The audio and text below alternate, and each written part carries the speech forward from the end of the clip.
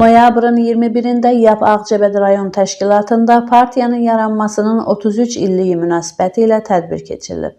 Tədbirdə rayon icra hakimiyyətinin başçısı, partiya fəalları, veteranlar, şəhid ailələri və qazilər iştirak ediblər.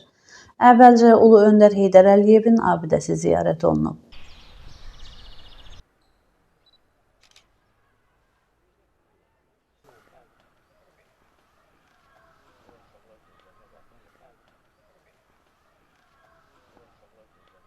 İnzibati binada davam edən tədbir dövlət himninin səsləndirilməsi, ümumilli lider Heydər Əliyevin və şəhidlərimizin xatirəsinin bir dəqiqəlik sükutla yad edilməsi ilə başlayıb. Sənətli film nümayişindən sonra YAP Ağcabədi rayon təşkilatının sədri Rövşən Əhmədov partiyanın yaranması, keçdiyi inkişaf yolu və əldə etdiyi nailiyyətlər barədə məruzə ilə çıxış edib.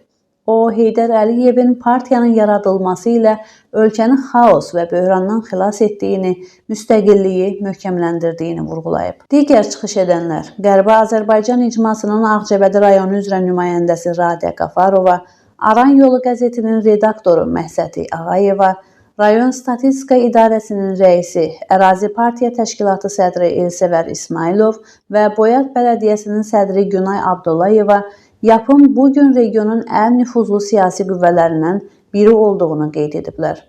Rayon İcra Hakimiyyətinin başçısı Rafil Hüseynov isə çıxışında 44 günlük vətən müharibəsində partiyanın milli birlik modelinin formalaşmasındakı rolunu xüsusi vurğulayıb. Sonda bir qrup partiya veteranı və fəalı fəxri fərman və hədiyyələrlə təltif olunub. Tədbir Yeni Azərbaycan Partiyasının himninin səsləndirilməsi ilə yekunlaşıb.